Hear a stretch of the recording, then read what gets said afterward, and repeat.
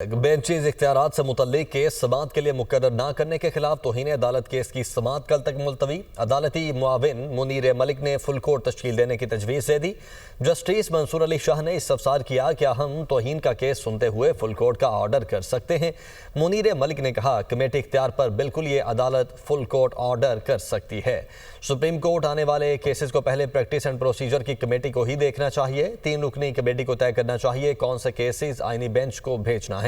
میری رائے میں committee judicial order کو انتظامی آرڈر سے ختم نہیں کر سکتی۔ معاملہ ہمیشہ کے لیے حل فل کورٹ سے ہی ہو سکتا ہے۔ جسٹس منصور علی شاہ نے کہا کیس ریگولر بینچ سن رہا تھا، کیا کمیٹی سے شفٹ کر سکتی ہے؟ یہ کیس آرٹیکل 191A کا ہے۔ کچھ کیسز ٹیکس سے متعلق بھی تھے۔ رجسٹرار نے ایڈیشنل رجسٹرار کے دفاع میں کہا کہ یہ سب 2 ججز کمیٹی کے فیصلے سے ہوا۔ جسٹس منصور علی شاہ نے ایڈیشنل رجسٹرار سے پوچھا آپ نے کاز لسٹ کیس کو کیوں ہٹایا تھا؟ آپ کوشش کریں آج اپنا تحریری جواب جمع کروا دیں۔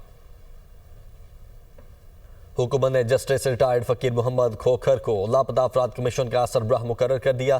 ایڈیشنل اٹارنی جنرل نے کہا جسٹس ریٹائرڈ جاوید اقبال کی جگہ کمیشن کا نیا سربراہ لگایا گیا ہے۔ حسیب ملک ہمارے ساتھ موجود ہیں۔ حسیب، کیا ڈیٹیلز ہیں؟ لاپتہ افراد سے متعلق کیس تھا جس کے اوپر آئینی بینچ نے سماعت کی ہے اور حکومت نے لاپتہ افراد کمیشن کو جسٹس ریٹائرڈ فقیر محمد کو سربراہ جو ہے وہ مقرر کر دیا گیا ہے، اور یہ کمیشن کی جانب سے اور ایڈیشنل اٹارنی جنرل کی جانب سے بتایا گیا کہ حکومت نے جسٹس ریٹائرڈ جاوید اقبال کی جگہ نیا کمیشن سربراہ لگایا ہے اور حکومت قانون سازی کے ذریعے لاپتہ افراد ٹرائیبیونل بنانا چاہتی ہے۔ جسٹس محمد علی مظہر کی جانب سے ریمارکس دیے گئے کہ لاپتہ افراد ٹرائیبیونل کے لیے تو قانون سازی کرنا پڑے گی، جس کے اوپر ایڈیشنل اٹارنی جنرل کی جانب سے عدالت کو آگاہ کیا گیا کہ قانون سازی کے لیے کابینہ کمیٹی کام کر رہی ہے، اور جس کے اوپر جسٹس محمد علی مظہر کی جانب سے ریمارکس دیے کتنا عرصے میں قانون سازی کا عمل مکمل کر لیا جائے گا۔ جسٹس جمال خان مندوخیل کی جانب سے سوال اٹھایا گیا کہ قانون تو پہلے سے موجود ہے، کسی کو لاپتہ کرنا جرم ہے اور کسی نے جرم کیا ہے تو ٹرائل کیا جائے اور اگر جرم نہیں کیا تو انہیں چھوڑ دیا جائے۔ عدالت کی جانب سے سماعت کو غیر معینہ مدت تک ملتوی کر دیا گیا ہے اور جسٹس جمال خان مندوخیل کی جانب سے یہ ریمارکس دیے گئے ہیں کہ پارلیمنٹ کو قانون سازی کا جو ہے وہ نہیں کہہ سکتے اور ہم امید کر سکتے ہیں کہ حکومت اس مسئلے کو جلد از جلد حل کرے گی۔ جی ٹھیک ہے، بہت شکریہ آپ کا حسیب۔ وفاقی وزیر اطلاعات عطا تارڑ نے کہا ہے کہ 190 ملین پاؤنڈ بڑا کرپشن کیس ہے۔ شہزاد اکبر نے یہ پیسہ آفیشل دستاویزات میں شو کرایا، پیسہ ضبط کر کے پاکستان کو دیا گیا تو بند لفافہ کابینہ میں لایا گیا۔ یہ اوپن اینڈ شٹ کیس تھا، ثبوتوں کے ساتھ ان لوگوں پر ہاتھ ڈالا گیا، سمجھ سے باہر ہے، مذہب کا آرٹ استعمال ہو رہا ہے۔ گزارش ہے مذہب کو اس کیس سے باہر رہنے دیں، آپ اپنی کرپشن کا جواب دیں۔ وہ میڈیا سے گفتگو کر رہے تھے۔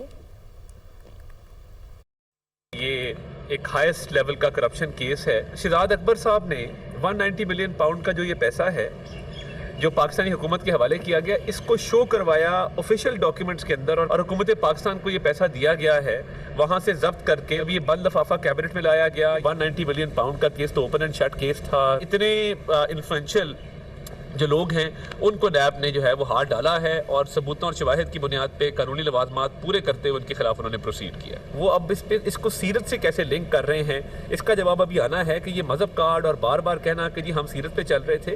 میری دوبارہ گزارش ہے کہ مذہب کو، اللہ رسول کو اس سے باہر رہنے دیجئے اور مذہب کا سہارا مت لیں، آپ اپنی کرپشن کا، رشوت کا جواب دیں۔ وفاقی وزیر داخلہ محسن نقوی کی واشنگٹن میں امریکی کانگریس مین تھامس رچرڈ سوازی اور جیک بریگمن سے ملاقات۔ باہمی دلچسپی کے امور، پاک امریکہ تعلقات، افغانستان کی صورتحال اور دیگر اہم معاملات پر تبادلہ خیال کیا گیا۔ ملاقات میں پاک امریکہ تعلقات کو فروغ دینے پر بھی اتفاق ہوا، جبکہ وزیر داخلہ محسن نقوی کی امریکی کانگریس مینز کو دورہ پاکستان کی دعوت۔ کہا امریکہ پاکستان کا انتہائی اہم معاشی اور دفاعی شراکت دار ہے، پاکستان کے سماجی شعبوں کی بہتری کے لیے امریکی تعاون کو قدر کی نگاہ سے دیکھتے ہیں۔ پاکستان امریکہ کے ساتھ دوطرفہ تعلقات کو خصوصی اہمیت دیتا ہے، امریکہ کے ساتھ تمام شعبوں میں مزید اشتراک چاہتے ہیں۔ پائیدار ترقی کا حصول پاکستان کی اولین ترجیح ہے۔ پاکستان کا بڑا مسئلہ کرنٹ اکاؤنٹ اور فزیکل اکاؤنٹ کا خسارہ رہا ہے۔ فزیکل خسارے کی بڑی وجہ 9 سے 10% غیر پائیدار ٹیکس ٹو GDP شرح ہے۔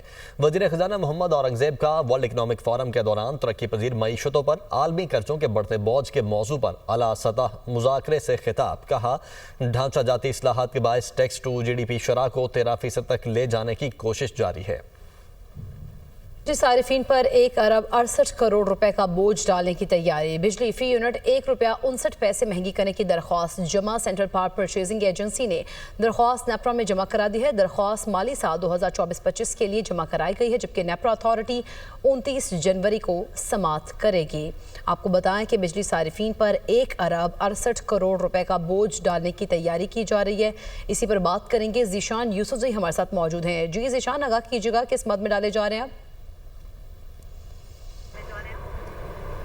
دیکھیں، یہ جو درخواست ہے یہ سینٹرل پاور پرچیزنگ ایجنسی کی جانب سے آئی ہے. یہ وہ کمپنی ہے جو بجلی کی پیداواری کمپنیوں سے بجلی خریدتی ہے اور پھر ڈسٹریبیوشن کمپنیز ہیں ان کو دیتی ہے اور سارا جو مالی حساب کتاب ہے وہ رکھتی ہے. تو یہ اسی کی درخواست ہے CPPAG کی، اور مارکیٹ آپریٹر کی اس میں جو ہے وہ فیس شامل ہے. یہ درخواست جو ہے اس میں 1 ارب اور 68 کروڑ روپیہ مانگا گیا ہے. اس درخواست میں جو CPPA ہے ان کے کچھ لیگل چارجز شامل ہے، ٹیکس کے پیسے شامل ہے، کچھ ان کے جو ملازمین ہیں ان کو جو انہوں نے قرض کے وہ جو ہے پیسے دینے ہیں یا ان سے کوئی ایڈوانس قرض دینے ہیں وہ پیسے شامل ہے، ایڈمنسٹریٹو کاسٹ ہے، جنرل کاسٹ ہے.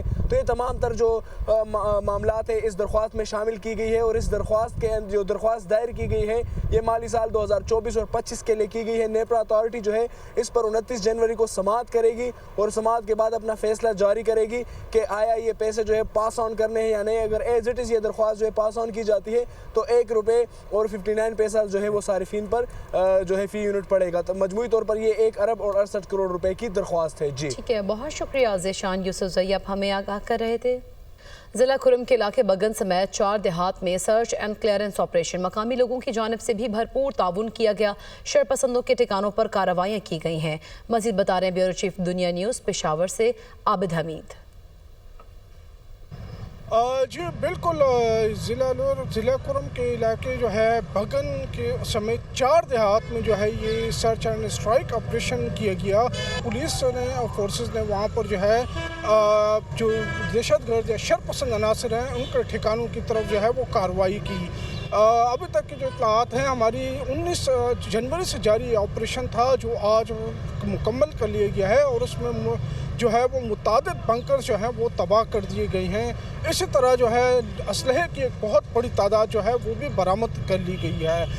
ہماری یہ اطلاعات بھی ہیں کہ آج اس بات کا بھی امکان ہے کہ ضلع کرم کی طرف ایک بار پھر جو ہے وہ قافلہ بھیجا جائے گا جس میں ادویات، خوراک اور دیگر اشیاء ضروریات شامل ہوں گی. مقامی انتظامیہ، مقامی کمیٹیوں، امن کمیٹیوں اور گرینڈ ایریا کی جانب سے بھی مکمل تعاون کی یقین دہانی کرائی گئی ہے اور اس بات کو بتایا گیا ہے کہ جو ہے وہ قافلے کو مکمل سیکورٹی دی جائے گی.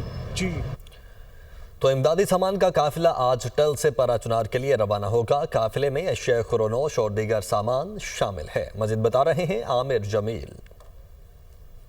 جی بالکل، ضلع کرم میں حکومت کی جانب سے امدادی سامان کا قافلہ آج روانہ کیے جانے کا امکان ہے. اسسٹنٹ کمشنر لوور کرم کے مطابق امدادی سامان کے قافلے میں اشیاء خرد و نوش سمیت دیگر جو متعلقہ اشیاء ہیں وہ موجود ہوں گی اور اس کی تیاری کا عمل جو ہے وہ شروع کر دیا گیا ہے. قافلے کا ڈیٹا جو ہے وہ مرتب کیا جا رہا ہے اور ابھی تک اس حوالے سے یہ فائنل نہیں کیا گیا کہ قافلے میں کتنے ٹرک جو ہیں وہ روانہ کیے جائیں گے. تاہم قافلہ جو ہے وہ ٹل کینٹ سے پاڑا چنار کی جانب روانہ ہوگا. توقع یہ کی جا رہی ہے کہ اس قافلے میں 10 سے زائد امدادی سامان کے جو ٹرک ہیں وہ روانہ کیے جائیں گے. تاہم اسسٹنٹ کمشنر نے اس حوالے سے بھی بتایا ہے کہ جب تک سیکیورٹی کلیئرنس نہیں ملتی اس وقت تک قافلہ روانہ نہیں کیا جائے گا. سیکیورٹی کلیئرنس ہونے کے فوراً بعد ہی قافلہ جو ہے وہ ٹل کینٹ سے روانہ کر دیا جائے گا جو کہ پاڑا چنار اور اس سے آگے کے جو علاقے ہیں وہاں پر ٹرکس جو ہیں وہ امدادی سامان پہنچائیں گے. جی